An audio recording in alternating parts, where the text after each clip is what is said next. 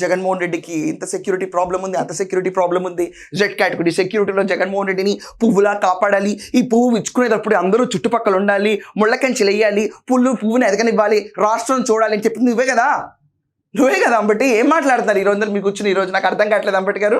Quiet sense of humour ఎక్కువైపోయింది మీకు. అస్సలు రానికపోతే ప్రాబ్లం కాదండి, అక్కడ అసలు ఎవరు రాలేదు అక్కడ.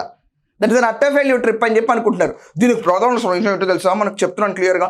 మనం ఆదరించే సాక్షి ఏదైతే మనకి ఇప్పుడు మీ ఛానల్లో సాక్షి వస్తుందో అంటే సాక్షి రావట్లేదు అంటే, ఆ సాక్షిలో వచ్చినా రాకపోయినా ఏం పర్లేదు, ఎందుకంటే దాంట్లో ఇంటర్నెట్లో చూసుకున్నా కూడా మనం బంగారుపాళ్యం వీడియోస్ వేసుకుని దాంట్లో లైవ్ కొట్టుకునే పరిస్థితి వచ్చింది. నాట్ ఈవెన్ సాక్షియా, వైఎస్ఆర్సీపీ అఫీషియల్ పేజ్లో కూడా ఇదే నడుస్తుంది.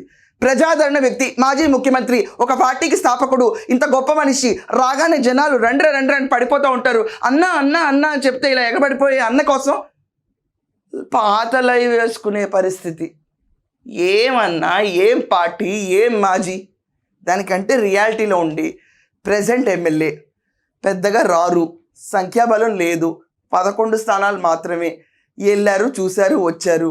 10 మందిని తీసుకెళ్ళమన్నారా 10 మందిని తీసుకెళ్తాం, 100 మందిని తీసుకెళ్ళమన్నారా 100 మందిని తీసుకెళ్తాం. అయిపోయింది కదా. సెక్యూరిటీ కోసం మాట్లాడేది నువ్వే, బ్యారిగేట్లు తీసేది నువ్వే, నిబంధనలు పెడితే ఏంటో better who are you to say అంటావు. అసలు who are you to dictate?